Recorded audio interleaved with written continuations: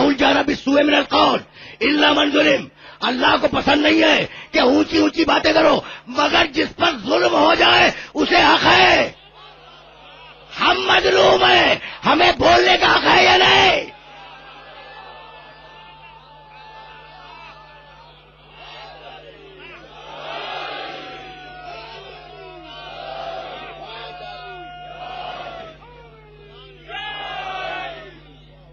بھائی عجیب مرحلہ فکر ہے، عجیب مرحلہ فکر ہے.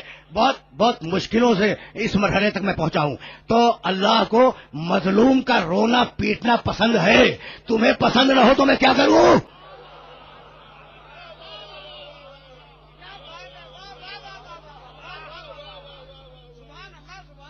اللہ کو مظلوم کا رونا پیٹنا پسند ہے. تمہیں پسند نہ ہو تو میں کیا کروں؟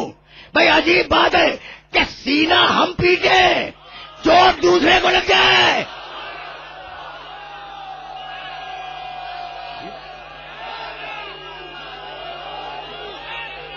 عجیب بات.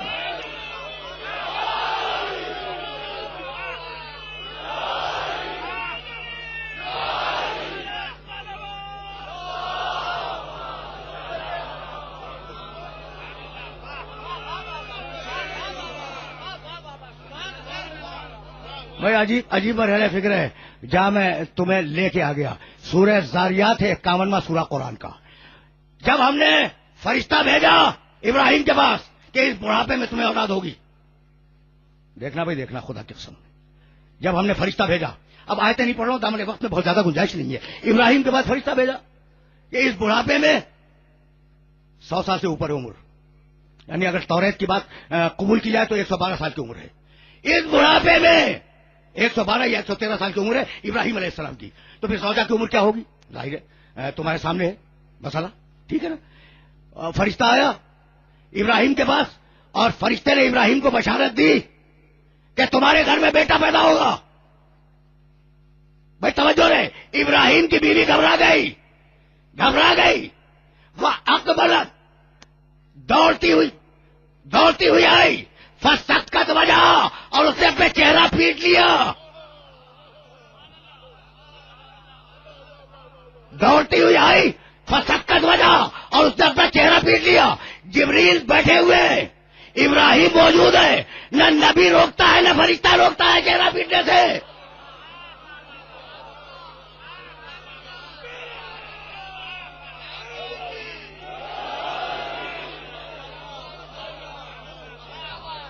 عجیب مرحلہ ہے.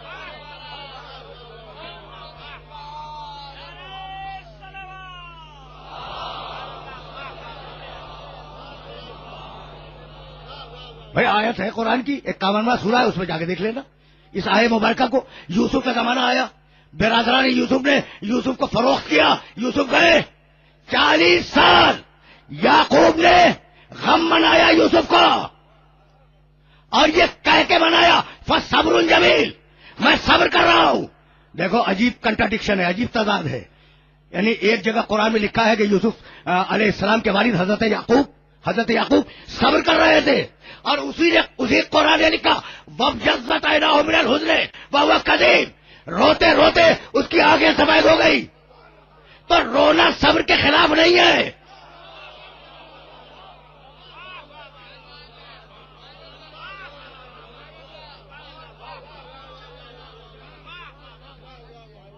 میں اتنے سارے حوالے دینے کا عادی نہیں ہوں، اور میں تو تقریر کرنے کا عادی ہوں، لیکن اب جب بات آ گئی ہے نا تو سنتے چلو. اب ذرا میں اپنے اصول گفتگو کو بدل رہا ہوں. ٹھیک، وَابْيَضَّتْ عَيْنَاهُ مِنَ الْحُزْنِ، کیا کہتے تھے؟ یا اسفا علی یوسفا، ہائے میرا یوسف. اس ہائے میں خود ماتم موجود ہے.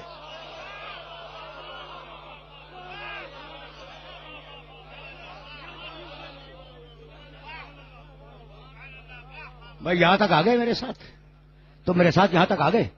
اچھا، تو اب جو نہیں بیان کرنا چاہ رہا تھا نا، پھر وہاں تک بھی میں آ گیا. تفسیر مظہری قاضی ثناء اللہ پانی پتی، اردو میں بھی موجود ہے، اوریجنلی عربی میں لکھی گئی، اس کی 5ویں جلد. بھائی یہ چھوٹا سا واقعہ سننا.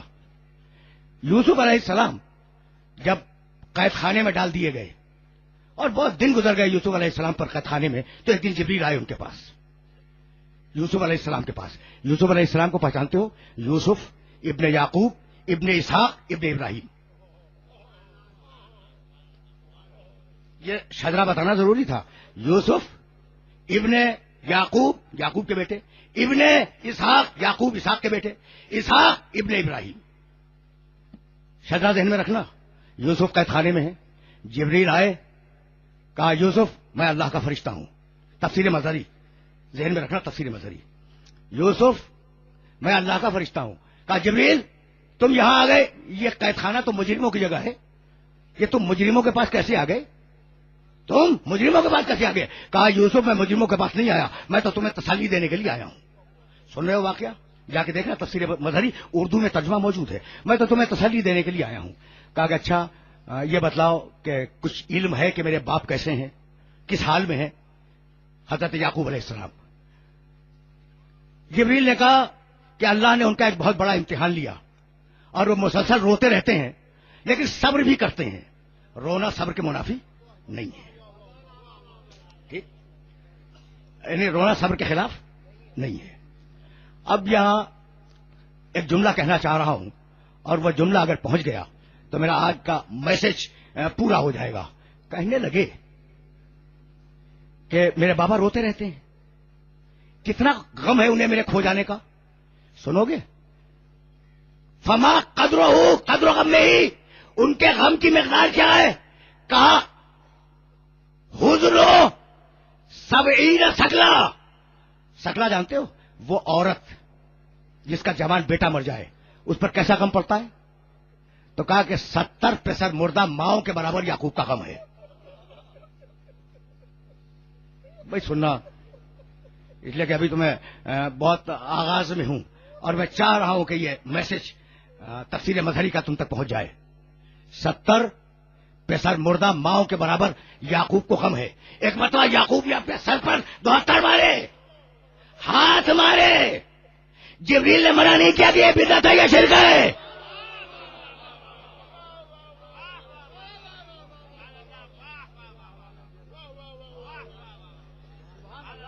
جبریل نے انہیں منع نہیں کیا کہ یہ جو ہاتھ مار رہے ہو اپنے سر پر، چہرے پہ ہاتھ مارنا ابراہیم کی زوجہ، سر پہ ماتم کرنا ابراہیم کا پوتا.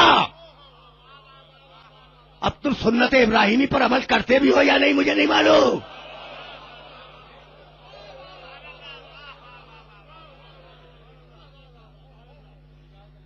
دیکھو سنتے جاؤ. آج ذرا میں چاہ رہا ہوں کہ یہ مسئلہ تھوڑا سا حل ہو جائے، تھوڑا سا. ٹھیک ہے نا؟ ادھر یوسف قید خانے میں ہے، ادھر یعقوب علیہ السلام تھوڑا سا جو کا ستو اور تھوڑا سا پانی لے کر اپنے شہر سے باہر شجرۃ الوداع کی چھاؤں میں بیٹھ جاتے تھے. وہ آخری درخت جس کے بعد بیابان تھا، اور بیٹھ کر روتے رہتے تھے یا اسفا علی یوسف.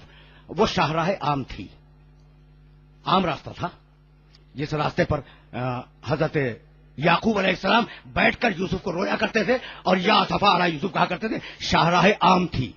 گزرنے والے قافلے جب دیکھتے کہ ایک بوڑھا انسان بیٹھا ہوا ماتم کر رہا ہے اور کہہ رہا ہے یا اسفا علی یوسف، تو اتر کے پوچھتے کہ بھائی تمہیں ہوا کیا؟ تو شاہراہ عام پر اسی لیے بیٹھے کہ ساری دنیا کو مظلومیت کی خبر ہو جائے. اب سمجھ میں آیا کہ ہم شاہراہ عام پر ماتم کیوں کرتے ہیں.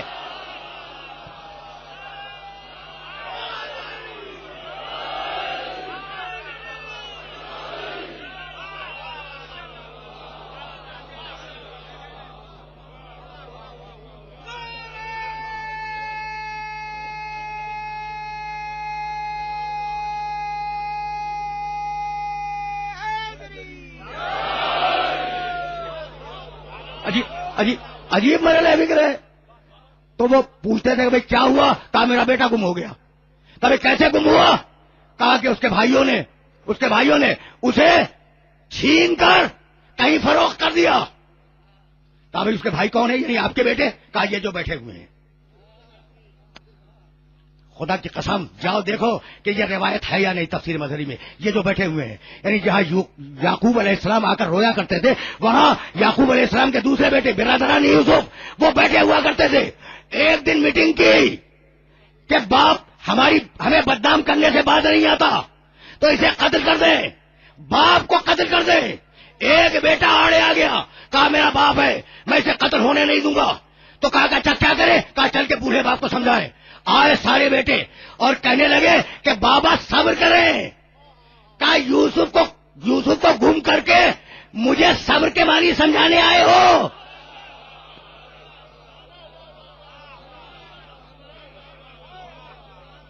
تو اب دو نظریے سامنے آ گئے. بھائی قاتل ہمیشہ صبر کی تلقین کرے گا, مظلوم ہمیشہ ماتم کرے گا.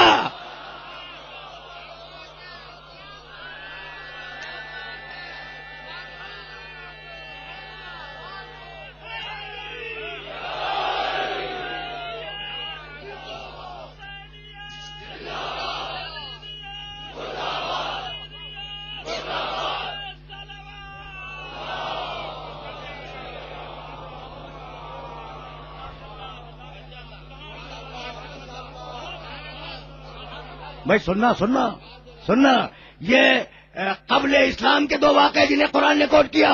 اور اب جاؤ صحیح بخاری اس کی شرح فتح الباری, اس فتح الباری میں کہ رسول پر ایک دن کوئی مصیبت آ گئی فضرب فخذہ, انہوں نے زانو پہ ماتم کیا. اور جانتے ہو شارع نے کیا لکھا, فی ہے جواز علی ضرب الفخذ, چونکہ رسول نے کر دیا اس لیے جائز ہے.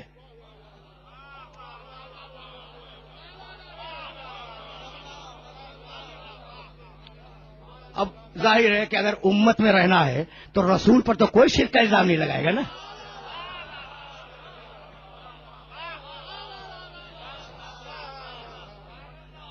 اگر امت میں رہنا ہے تو کسی کی مجال نہیں ہے کہ وہ رسول پر شرک کا یا بدعت کا الزام لگا سکے.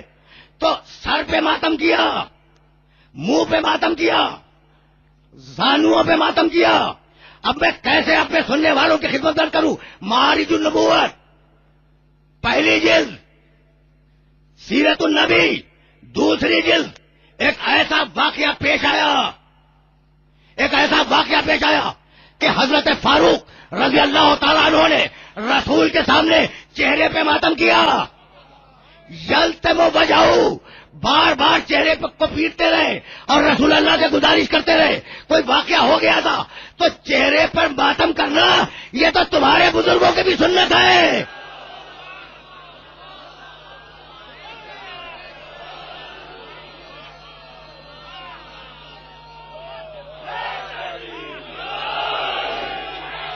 عبارت ہے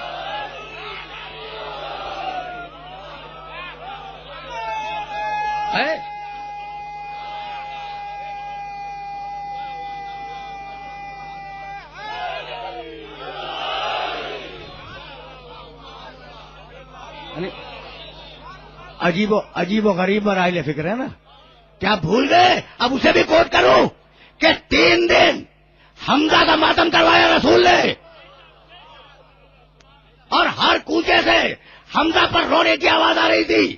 بھائی میں کیسے اپنے سننے والوں کی خدمت کروں کہ جب پیغمبر اکرم نے یہ سنا اپنے کانوں سے کہ ہر گھر میں حمزہ پہ رویا جا رہا ہے تو فرمانے لگے رضی اللہ عن کننا وعن اولاد کننا وعن اولاد کننا, اللہ تم سے بھی راضی ہو, تمہاری نسلوں سے بھی راضی ہو, تمہاری نسلوں کی نسلوں سے بھی راضی ہو.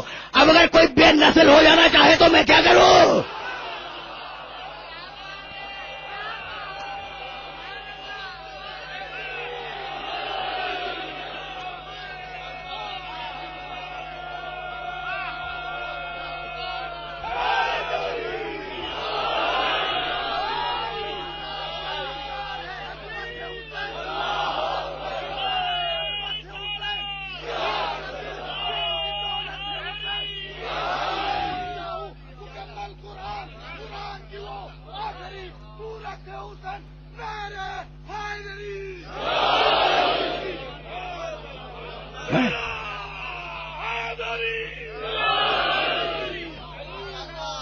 میرے عزیزوں، میرے دوستوں، مجھے معاف کر دینا، میں کنٹروورشل باتوں پہ بولنے کا عادی نہیں ہوں، لیکن یہ مسئلہ کنٹروورشل نہیں ہے جسے کنٹروورشل بنایا جا رہا ہے۔ یہ مسئلہ کنٹروورشل نہیں ہے۔ جاؤ پھر دیکھو معارج النبوت کی پہلی جلد کے آخر میں نماز قائم تھی، پیغمبر اکرم کا وصال ہونے والا ہے، پیغمبر اکرم اس دنیا سے تشریف لے جانے والے ہیں، نماز قائم ہونے والی تھی، جماعتیں بن گئی تھیں، لوگوں نے بلال کو بھیجا کہ پیغمبر کو اطلاع دو کہ جماعت تیار ہے، پیغمبر کو اطلاع دو کہ جماعت تیار ہے، تشریف لائے نماز پڑھانے کے لیے۔ بلال آئے، کہا یا رسول اللہ جماعت تیار ہے۔ رسول نے بلال کو دیکھا اور کہا اللہم بالرفیق الاعلی، بلال اب میرے پاس وقت نہیں رہا، میں تو اپنے اللہ کے پاس جا رہا ہوں۔ یہ سننا تھا کہ بلال فریاد کنا و سرزنا، بلال فریاد کرتا ہوا اور سر پر ماتم کرتا ہوا باہر آیا۔ کسی صحابی نے منع نہیں کیا کہ یہ بدعت کیوں کر رہے ہو۔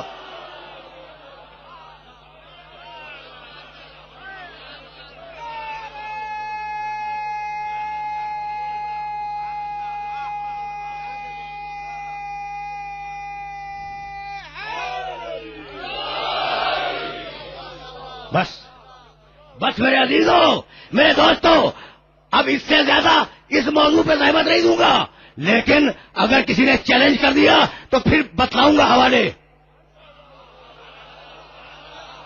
پھر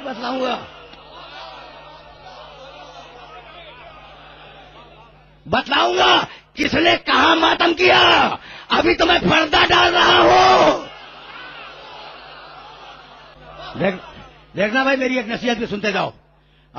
تم بہت پڑھے لکھے لوگ ہو، تم شرافت انسانیت کے امین ہو، تمہارے پاس آل محمد کے کردار کی وراثت آئی ہے، تو اگر کوئی ایسی بات ہو جائے تو اس کو حق ہے اپنے عقیدے کے اعلان کا، ٹھیک؟ اگر کوئی ماتم کے خلاف بولے اسے حق ہے اپنے عقیدے کے اعلان کا، تمہیں احتجاج کی ضرورت نہیں ہے۔ بھائی اگر کوئی کہے کہ ماتم حرام ہے تو جواب جانتے ہو کیا ہے؟ اور زور سے ماتم کرو۔ ماتم تمہاری پہچان ہے، ماتم تمہارا تشخص ہے، ماتم تمہاری زندگی ہے۔ بھائی عجیب بات ہے، کچھ سمجھ رہے ہو کہ صورتحال کیا ہے؟ خدا کی قسم نوجوان دوستوں سے کہہ رہا ہوں، ماتم کو کبھی فراموش نہ کرنا۔ جب تم ماتم کرتے ہو تو چوٹ یزید کے سینے پہ پڑتی ہے۔